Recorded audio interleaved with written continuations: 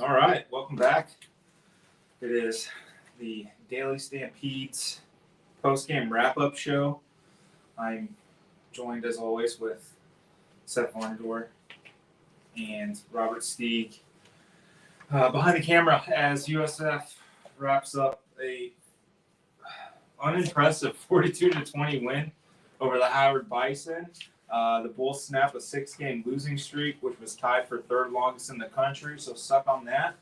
But other than that, real flat kind of night. I don't know. It was flat start for sure. I mean, they try not to. I mean, they come out first play of the game, try to throw a double move, deep shot. Corner didn't bite. He's also off like 10 yards at the snap, so it didn't really give you the desired effect. And he makes a play on the ball and intercepts it. So kind of crushes you. But I think you tried to start fast. You took the ball first, which you usually don't do. You threw a shot, which you didn't do really much last week until late. But didn't work. So then the first quarter was kind of trudging along after that. Yeah, it was a brutal first quarter where the Bulls were outscored 7-0. That is the second game in a row that they have not scored in the first quarter. Just defense didn't look great in the first quarter. They were without Antonio Greer. They were without Daquan Evans, Matt Hill, Christian Williams. So they were without 4-ish starters. TJ Robinson had to move from safety to corner to kind of fill in that role there. But the rush defense was pretty porous in the first half, and it kind of showed up. I guess the one benefit is Howard kept shooting themselves in the foot after that turnover by Gary Bohannon on the interception. Howard kind of puckers up and punts on 4th and 2 from the plus 43. As an FCS opponent, you're a 39.5-point underdog, which, I mean, if that was the easiest cash money for you, if you bet that for Howard to cover, you are a millionaire at this point if you put enough money on it. That was the easiest bet to make this weekend, especially with a bunch of top teams going down. Safe money to maybe kind of cut your losses a little bit. They punt, and you just kind of lose all that momentum that you had. You had USF on their heels after the interception, after they're kind of figuring out, oh my God, it's happening again. What are we supposed to do? You let them off the hook, and you played good defense, but 3 turnovers in the first half is going to kill you, especially, 3 turnovers, 2 turnovers in the first half led directly to 14 points. The third one led to another 7 for USF. I think they finished with 4 turnovers. Right? I think it was. Well, technically 4. They had the interception. One of the 2-point conversion doesn't technically count. Oh, you're right. That's what I was thinking about. Well, I mean, USF returns a favor though. He gets 4th and 6 inside their own, going in and punts as well. So and then Howard takes the ball down the field for a touchdown, I believe, is the sequence. So you'd like to think you could go for a 4th and 6 on your side of the field against a team like Howard, who is not a great FCS team. That's the other part of this. It's a little disturbing. They lost their first game to Alabama State 23-13. And did not look great doing it. And then they lost last week 31-28 to Hampton. So you give up 20, so more than Alabama State's defense gave up.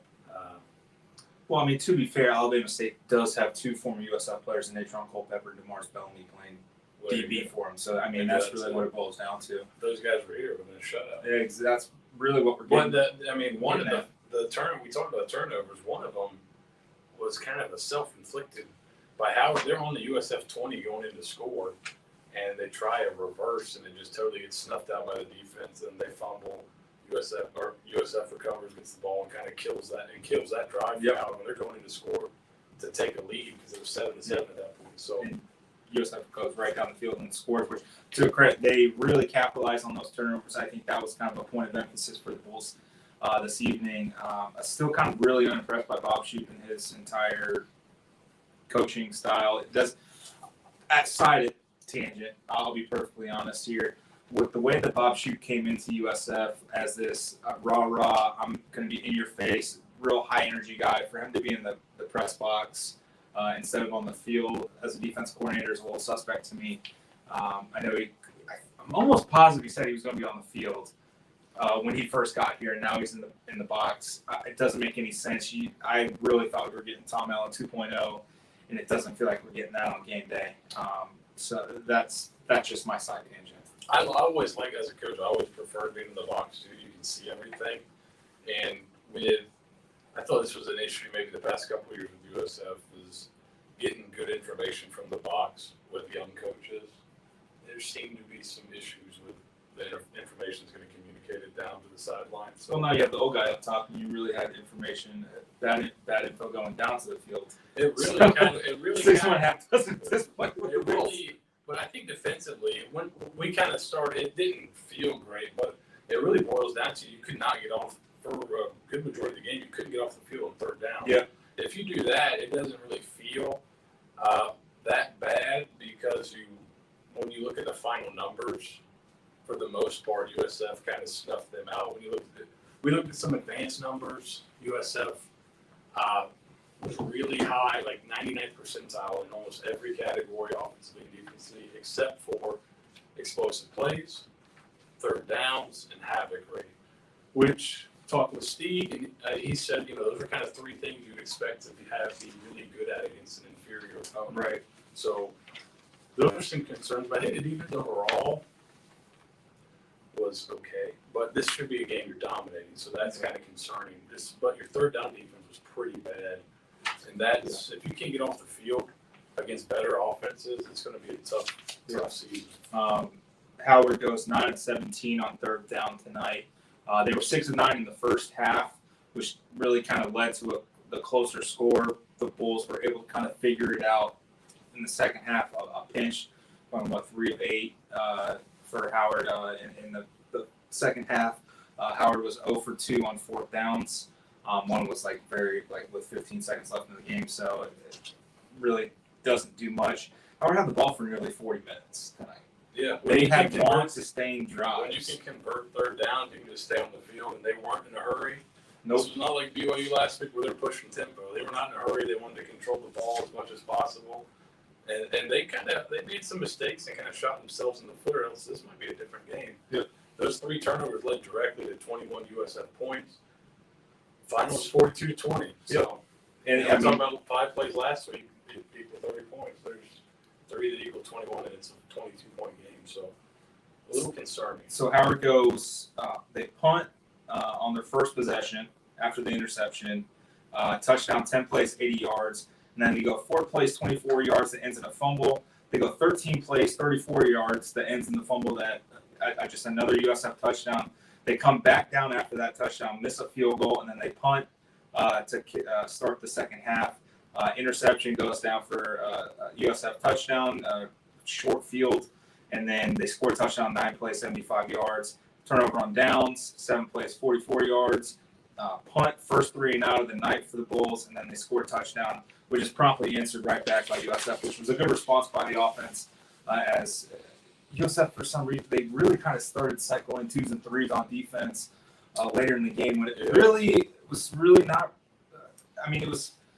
I think it was a 21-point game, and they probably going to cut it to 14, and you're like, okay. Well, I guess this is just how we're going to play it. So real up and down. USF outgained Howard by 6 more yards. Yards per play averages were almost over 2 yards difference. But Howard averaging 5.4 yards per play is a bit alarming. Yeah, it's not great. Is that what the final number was? That was the final number. 5.4. Yeah, that's not great against an FCS opponent that, as we said before, was not exactly lighting the world on fire coming into the game. They were able to throw the ball a little bit in the previous 2 games, but not anything crazy. So that's a little concerning. I think this game doesn't really. You were hoping, and we talked about the podcast. You're hoping they come out on fire to start and really get up, roll, and then kind of build up a big lead, and then kind of run away with the game. And it didn't happen, and that's kind of concerning. It doesn't really make you feel better about where they're going. Seth, question for you because we talked about this, and it was actually asked by Eric here. Why are we having so many drops in wide receivers in the same area? What's going on there? Wide receiver in the same area, I don't know. Obviously, that's not what they want. Drops. Bohannon throws the ball with a lot of anticipation, and I don't think they're used to that. Now, you'd think with practice, Summer, fall camp. they would be a little more used to that, but there's a lot of times Bohannon's throwing the ball before guys are out of their breaks, and I don't know if that's the issue. A good quarterback should. Yeah, I don't know if that's the issue. It could be, but yeah, they got to clean up the drops because I think if the drops are cleaned up, Bohannon didn't miss a ton. The pick, obviously, but you could argue that's a 50-50 ball, not a terrible miss. But he missed a shot to Horn, which probably should have been a touchdown. He had another one that was interception until it wasn't. Shout out Trey Jacobs for breaking it with a PBU up there. That's an extra point for my fantasy team there. But the first, that should be extra points. A PBU by an O-line. That's got to be like 4th. Yeah, I mean, I think that would have been a game changer, quite frankly, because I think Howard had just scored, and then you're coming back, and you get intercepted. I think it may have been 21-14. I think it may have been, and I want to say that they went down and scored on that drive. I think it was the Mikey Dukes 33-yard touchdown run after that kind of occurrence. So I don't know. I think Gary Bohannon took all of his frustration out on that slant to Xavier Weaver, which got Weaver knocked out with all the drops. That's got to be something that, like, they were playing top down on those routes all night. If they call it a slant and go, they're wide open, butt naked in the end zone for a touchdown. Because that was the second time. Xavier getting hurt was the second time a wide receiver got lit up because of the safeties flying down on the slant. Previously, the corner jumped the slant because they've run it before. Maybe that's something they're saving, but like a slant and go is not crazy adjustment. That's something. If those safeties are going to come down, you can protect your receiver a little bit with that. Because technically, Gary's making the right read and the right throw. But if the safeties are playing that hard down, you got to make them pay with a double move. I really want to see them just a dominating win. The worst part is the numbers. If you didn't watch the game, you just look at the numbers, you'd probably go, okay, struggled a little bit, but not that bad. I think you were over 8 yards of play on offense. So 7.7. That's okay. Yeah. So, and that's with some of the stuff at the end where you're right. trying to run out the clock, right? So yeah. you played by the numbers. You played pretty well offensively, and I thought the play calling was good offensively. There was didn't hate it. There were some execution errors, obviously, but there are times you're like, okay, this looks like it's going to be open. They run it, it's open. You get a drop, things like that. But watching it just felt a little sloppy. You don't understand why it takes so long to get going. Mm-hmm. Now, obviously, the pick on the first play is a hindrance, but you get the ball right back, get a big play on first down with Jimmy Horn, and then after that, you have 3 and out. Punt from inside your 50. Yeah. Here's kind of so you get the interception, and what we kind of all thought, okay, you throw the interception, you're definitely running the ball up the middle here. You get a little pop pass to Jimmy Horn, which was a nice little spark, but that was really it. It's essentially a run play. Right, but it's getting in the stat book. It comes down as a pass, but hey man, I needed all the points I could get. Holy shit. I needed all the fantasy points I could get. But it's getting your players out in space, and that's kind of what we wanted to see. Once again this week, the outside zone, the outside runs were there for the Bulls. They were there last week a lot for the Bulls. I think that's where they're going to really find their success. I think Mikey Dukes is going to be a fantastic addition to this running back team. In the run game was fantastic. He's a great running back. He's not just a return guy, and they used him a little more this week. 7 carries, 105 yards. Only 7 carries, but both tops 100 yards. He's a difference maker there. And it's definitely, this game does not inspire a lot of confidence. That's kind of how it feels. No. It was all right. It was fine. But it doesn't really make you think they're going to come out and get to a bowl game or anything this year. The BYU game was a total aberration. Just doesn't feel like a ton of progress is being made. It feels similar to the FAMU game last year, really. All 5 of USF's 6 touchdowns were under 2 minutes. So that quick hit, last year was a lot of methodical, like 19 and a half play drives that take up 15 minutes. You're still down 30 though, so it doesn't really do much for you. So having 4 or 5 of your 6 touchdowns be under 2 minutes, and one being the 33-second one after the Brian Petit 60-yard touchdown, which was nice. They scored 4 straight touchdowns in the second half, so you kind of saw. I'm not as worried about the offense. I think coming out of last week, we were still not as worried about the offense. Yeah, it's still they have so much skill. They have so much skill. Bohannon has not played terribly in the first 2 games. I think he's played just fine. Good enough to beat teams in conference. Yeah. But the defense is leaves something to be Yes, desired. I think between the 2 teams, between Tampa and Oviedo, I think USF fans probably feel a little bit more confident about their quarterback situation than they do over there, especially after last night's debacle versus Louisville. But this defense is going to be bad, man. Like 2016 bad, 2014 terrible.